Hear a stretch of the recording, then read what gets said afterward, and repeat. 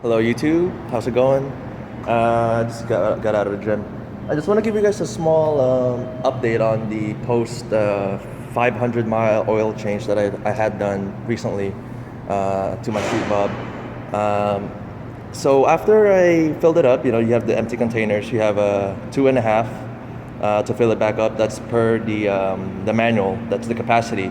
It could vary a little bit because you can't really completely drain the engine of oil unless you break it open and all that. But more or less, we should be filling it up with 2.5 or 2.25. Around that point. Never more than 2.5, I would say.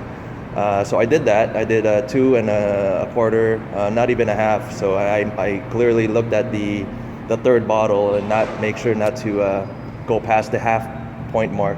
So when I got the empty containers, you usually the trick is you take the old oil from the drain pan, and you transfer it to your the empty containers. That's how you measure how much oil has been eaten or burned, and all that. The shocking part was it was only 1.5 quart, so that kind of scared me a little bit.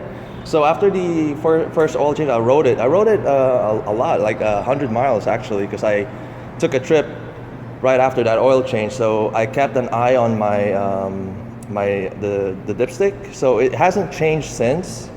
Cold or hot, it doesn't matter. So it's still the same level as I first filled it up on. So that kind of gave me a sigh of relief, So I thought my engine was eating oil. So if you just got your bike recently, the first 500 miles, I did some research on it. I did some looking up on the forums and stuff. There has been some other people that had this happen to them. Even the older 2011, as far back as 2011, maybe even older. I just haven't looked, extensively enough. But my quick search, that's what I pulled up. There's other people that reported this same kind of issue. I'm not sure it's an issue. I think it's just a pre-delivery thing that just kind of happened to them or to me. I don't know. But 1.5 is all I filled up, which is kind of shocking because I was expecting to fill 2 quarts of at least 2 quarts of oil back into those containers. So if that happened to you, give me your thoughts.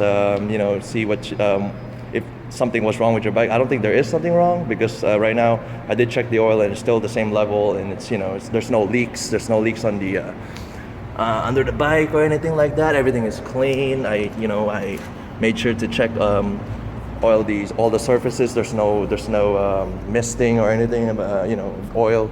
So yeah, if you have that same experience, let me know what you thought, and I'm sure it's no big deal. It's just it's one of those scary things. Like, oh my God, I think the dealership just didn't just did that on purpose, or just because it's weird because the forum I read, the forum post I read was years ago, and it happened to me for a 2015 bike. So that's kind of something to kind of be worried about.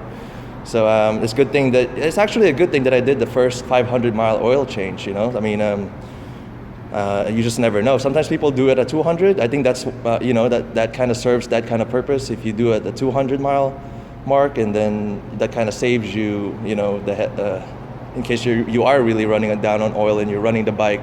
You did, like, for example, a brand new bike, and then you took a trip, and then you don't know you're only running 1.5 quarts of oil on there. So yeah, it was a good thing I caught it early. I didn't wait until 1,000. Maybe something would have happened, maybe not. But 1.5 quarts, that's a big difference from the capacity noted on the manual, which is 2.5. And then, so I just want to give you guys a heads up on that. If you are looking to buy a new Harley, keep an eye on that. Check the oil and all that. For some reason, when I checked the oil before, it was on the half mark too. That's the weird thing. Because I think the dipstick is not very accurate. So I did hear some of the people say that the dipstick is not really reliable. So if you are in that same boat, let me know what you guys think. Thank you for watching.